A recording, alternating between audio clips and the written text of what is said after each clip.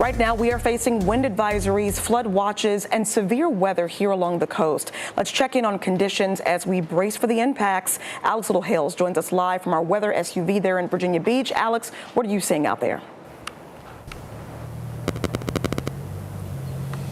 Hey Ashley, good afternoon. We are driving live alongside Great Neck Road, sort of on the outskirts of the Lynn Haven Bay, essentially. And we are in live from our weather interceptor here, so you are getting essentially a 360 view of the conditions in and around Hampton Roads. So I guess I can go one by one a little bit here. So what you're looking at here, conditions again along Great Neck Road, just heading towards the Lesnar Bridge. See, this is traffic that is sort of northbound.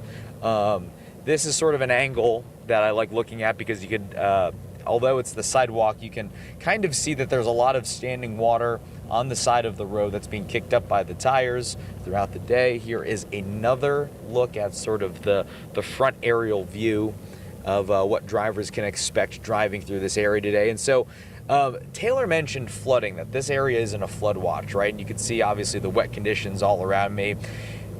Coincidentally timed, what we are going to be covering today is specifically a flood update presentation and meeting at Virginia Beach City Council. So if we recall back to 2021, there was a flood referendum passed by voters here in the city. And so today, what we are going to be getting is actually an update on how those flood mitigation projects are going in the city. So things like drainage issues, storm water resilience projects, all of these things around the areas like Lincoln Bay, the Central Resort District, Lake Bradford, Chubb Lake. These are all areas that experience a good deal of flooding throughout Virginia Beach. And so that referendum was to essentially help mitigate flooding impacts to the region.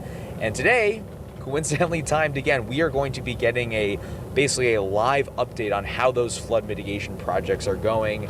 Again, coincidentally timed because this area is under a flood watch for the area. But again, this is a live look here at the conditions, and this is actually a roof view from the 360 cam view from the weather interceptor.